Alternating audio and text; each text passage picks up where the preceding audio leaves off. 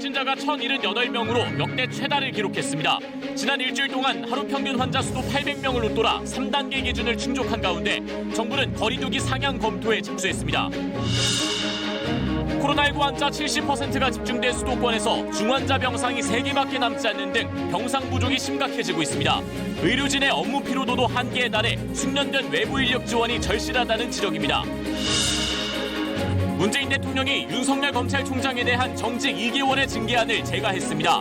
윤 총장 측이 불법 부당한 조치라며 법적 대응을 예고한 가운데 추미애 법무부 장관은 사의를 표명했습니다. 부모가 보험료를 내준 보험을 해약해 아파트를 사는 데 쓴 20대가 당국에 적발됐습니다.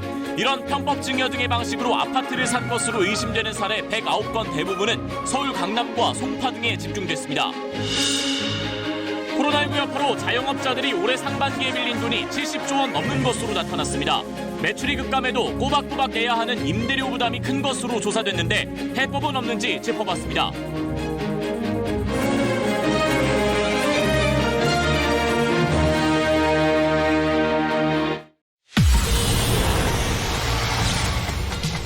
코로나19 신규 확진자 수가 다시 1,000명을 넘었습니다. 일주일 평균 확진자 수로 보면 거리두기 3단계 기준을 충족하는데 정부는 3단계로의 격상은 사회경제적 피해가 막대한 만큼 신중하게 검토하고 있다고 밝혔습니다. 윤석열 검찰총장에 대해 검사징계위원회가 정직 2개월의 징계를 결정했습니다. 윤 총장은 자신을 내쫓기 위한 부당한 조치라며 법적 대응을 예고했습니다. 아파트값 상승세가 지방으로 번지면서 규제에 빈틈이 있는 지역에선 분양권을 당첨 직후 직거래하는 야시장까지 선행하고 있습니다. 술에 취해 트럭을 몰던 운전자가 70대 할머니를 친 뒤 넘어진 피해자를 또 한 번 밟고 가는 사고가 벌어졌습니다. 일행이 차를 두드리며 사고가 났다고 알렸는데도 그대로 현장을 떠났다가 붙잡혔습니다.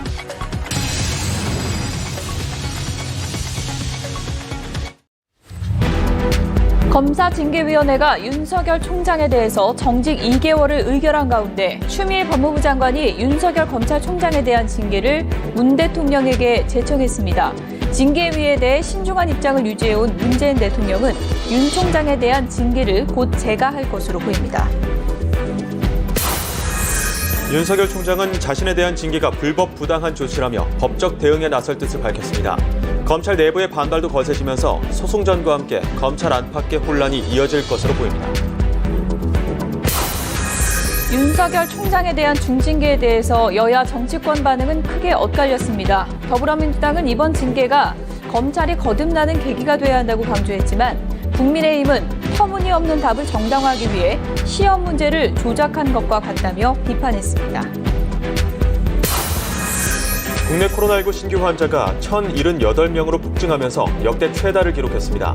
사망자도 이틀 연속 두 자릿수를 이어가자 정부는 거리두기 3단계 상향을 검토하고 있습니다.